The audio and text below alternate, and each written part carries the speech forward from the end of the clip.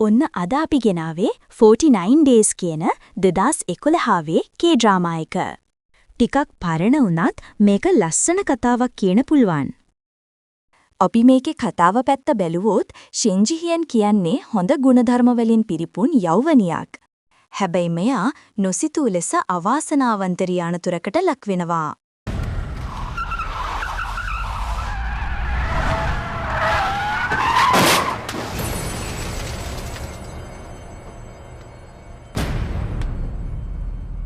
රියා අනතුරින් coma තත්වයට පත්වන මෙයාට හොඳ ජීවිතයක් ගත කළ නිසාම යලි ජීවත් වන්න දුලබ අවස්ථාවක් දෙවියන්ගෙන් හම්බෙනවා.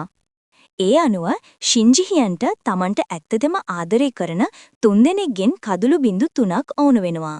사람을 찾는 거야. 그럼 돌아갈 수 있어. 즉 당신이란 인간이 이미 너무 ෂින් ජි හියන් මුලදී හිතන්නේ මේක හරිම ලේසි දෙයක් කියලා. 사랑도 아니고 세 사람 사랑도 못 받는 사람이 어딨다고.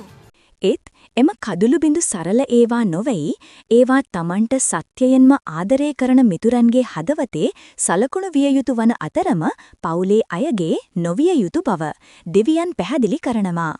මෙම නීතිත් සමග ෂින් ජි හියන් හිතන තරම් ලේසි වෙන්නේ නැහැ. එම දවස් 49 තුල කදුළු බිඳු 3 එකතු කරගන්න ෂින් ජි හියුන්ට සොං ගී කියුන්ගේ ශරීරය හිමි වෙනවා.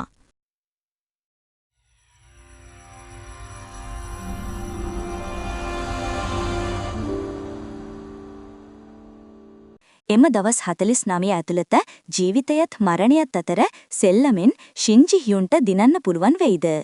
සිංහල උපසිරසි වලින් බලන්න අපේ වෙබ් පිටුවට පෙමිණෙන්න.